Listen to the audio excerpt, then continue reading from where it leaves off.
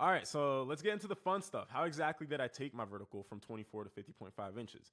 It was by following these four principles. The first is the laws of adaptation. All right. Adaptation is basically well, let's first define fitness. Fitness comes from a term in biology, which is literally just how well equipped an organism is prepared to handle its environment. In our case, the environment is your training and your sport and jumping in general. Okay. And then your fitness is how high you jump. The whole purpose of training is to induce an adaptation that allows you to better handle your environment. So, going back to biology, when an organism is exposed to a very very harsh environment, its brain basically is like, whoa, this environment is a little too harsh, this organism might die. Let's create an adaptation that's going to allow the organism to handle its environment. So when it comes to training, the whole point of plyos and weight training and all these exercises is to induce an adaptation that is going to cause you to jump higher. All right. And one of the ways that we do this is through progressive overload. My favorite way of describing what progressive overload is the story of Milo and the bull, which is the picture that's depicted right here. Milo was a young boy that was tasked with carrying a bull up and down a mountain every single day. And of course, as time went on, the bull or the calf got bigger and bigger and bigger as the days and weeks and months went by. And as the calf got bigger, Milo got stronger, which eventually, when Milo became a grown man, right, years had gone by, he was carrying a full grown bull on his back up and down the mountain every single day. This would not have been possible without the years of Milo carrying the calf up and down the mountain, right? If Milo had never done that and was just a regular guy and tried to pick up the bull, he would not be able to do it. And this is how feats that seem superhuman nowadays are done, right? These people don't wake up able to do this. Even the athletes that are genetically gifted, right? They jump every day when they're younger, and this creates an adaptation. And jumping in of itself is actually a perfect replica of the Milo and the bull story. What's cool about plyos, which we'll get into more a little bit later, is that they self-intensify. So as you get better and become a better athlete, the plyos become more intense. So they keep spurring on adaptations that cause you to jump higher. Now, the second principle, the second law of adaptation is the law of specificity. And this is literally just specific training causes specific training effects. So a squat is going to cause a specific change to your body. Now, the more specific the activity is to the thing that you're trying to improve, so in our case, jumping, the more transfer it's going to have. And you can have gradients of specificity based on the range of motion of an exercise. So think a quarter squat versus a half squat versus a full squat. The muscles used, right? So a bench is going to be less specific than a squat because a squat uses the muscles that are used in jumping. And ground contact time, so how quick the activity is. The ground contact time in a 2-foot jump is about 0.2 to 0.3 seconds, a little bit shorter for 1-foot jumping. And the closer the ground contact time is at maximum intensities, maximum effort levels, the more transfer it's going to have to your jumping, right? So it's going to be a better exercise. Now, why don't we just stay super specific all the time?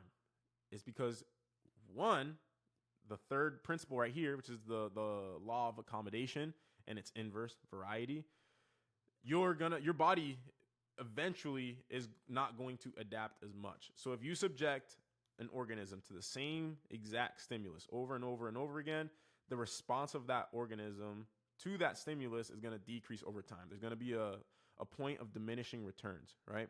So it's like a logarithmic curve, I believe. Yeah, logarithmic curve. Very hard spike up when you first induce a stimulus on an organism, and then it's going to level off over time.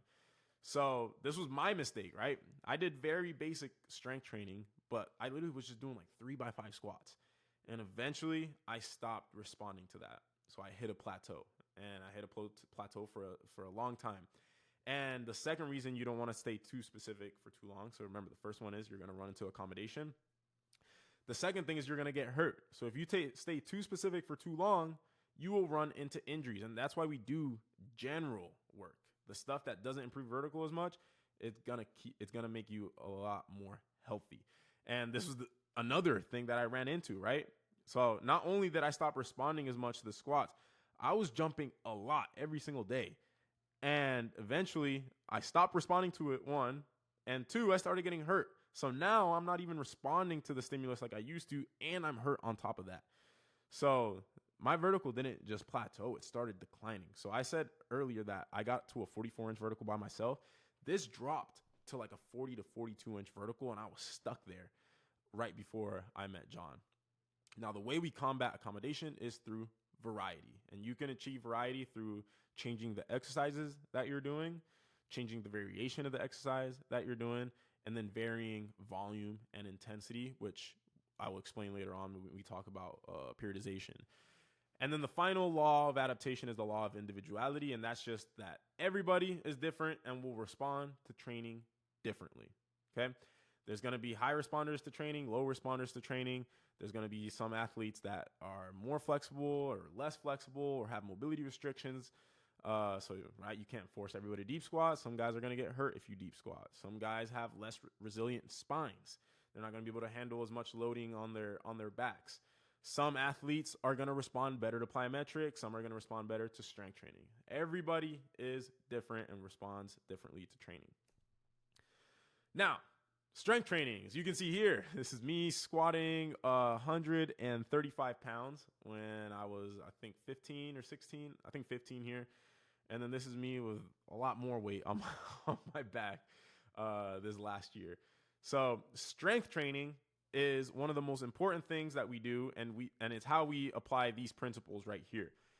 The reason strength training is so freaking good is because you can load up the bar in a safe manner to a much greater extent than you would be able to with just your own body weight. So it's an extremely good tool to progressively overload your body, have general and specific exercises, and apply variety into your training, and vary training according to how you individually respond to exercises.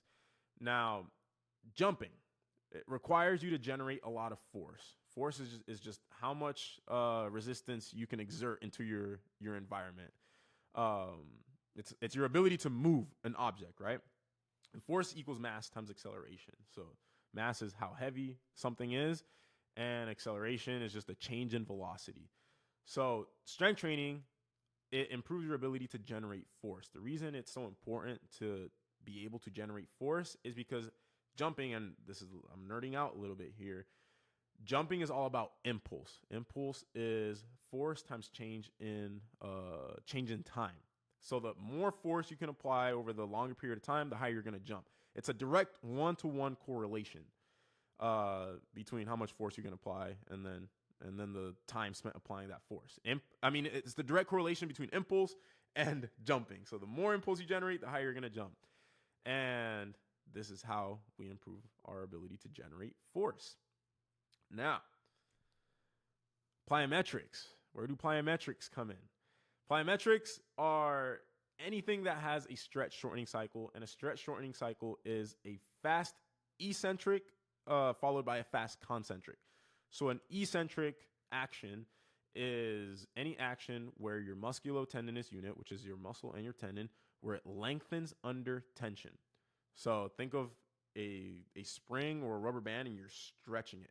And then a concentric action is any action where the musculotendinous unit, again, think of your quad and your patellar tendon, that's the musculotendinous unit there, where it shortens under tension, right? So think about doing with a rubber band, stretching it really fast and then letting it go, then it shortens. So that's what a stretch shortening cycle is. The reason a stretch shortening cycle is important is because it augments force production. So there's a set amount of force that your muscles can generate, and that stretches the tendon. And the tendon stretching, it follows Hooke's law, I believe. Force times the distance that you stretch the tendon. It augments that force production. So you might only be able to generate 100 newtons of force, but by stretching the tendon, now you're generating 200 newtons of force. And the athletes that are better at stretching their tendons are better athletes, because not only can you generate more force, you can do it more efficiently. So force generated through the tendons, it doesn't require as much energy from your body as force generated from your muscles. And the way that we train these stretch shortening cycles is through plyometrics, right? And the most specific plyometric that you can do is max approach, max effort jumps. It's what every professional dunker did. They all had a period of time in their lives where they jumped every single day for hours as hard as they could. And key emphasis on as hard as they could. Intent is everything when it comes to doing plyometrics. Literally everything. If you're not doing plyometrics at max intent, then they're not going to transfer over to your vertical jump. All right. So the combination of strength training and plyometrics and doing this in a periodized plan is what allows you to improve in the most efficient manner with the best gains, and you're not going to run into plateaus, and you're not going to run into injuries. Now, periodization is literally just planning training so that you peak at certain times of the year, and there are so many different ways to periodize your training. And the specific type of periodization that we use at THP is called long conjugate sequence systems. All right. Long just means we have blocks that are a few weeks long, usually 3 to 5 weeks. Conjugate means that we focus on multiple qualities at the same time. So as you can see here, power, max strength, hypertrophy, structural work. These are just examples. These aren't the actual terms that we use at THP. We actually like to just describe things as more general or more specific. But it means we work on multiple quality at the same time with extra emphasis on one quality and decreased emphasis on the other qualities. The reason we like to do this is because it allows you to retain the other qualities while improving at one and you don't get hurt.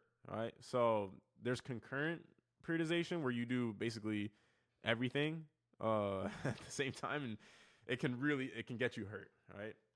And the reason you don't want to also do a lot of them in the same volumes is you're not going to respond. So in terms of adaptation, if you have too many qualities that you're doing, you're just going to have suboptimal adaptations to each of those. So the meta is actually periodization where you just focus on one thing. That's block periodization. But at that point, the reason we don't do that, right? So like, let's say you only focused on hypertrophy instead of all the other things, you're going to get way better gains in terms of hypertrophy, but then all the other stuff is going to fall off. All right. So that's why we don't do that type of thing. And then sequence just means that we focus on different qualities, one after the other. So month 1, we might focus on structural work. Month 2, hypertrophy work. Month 3, max strength work. All right. So that is how I increased my vertical so freaking much. Like I said, I'm going to have a free week of training at the end of this so that this is why THP is a thing, so that you guys don't have to think about all this and we do this for you. But that's a quick rundown of how I was able to improve so freaking much. All right. So I'll catch you guys in the next lesson.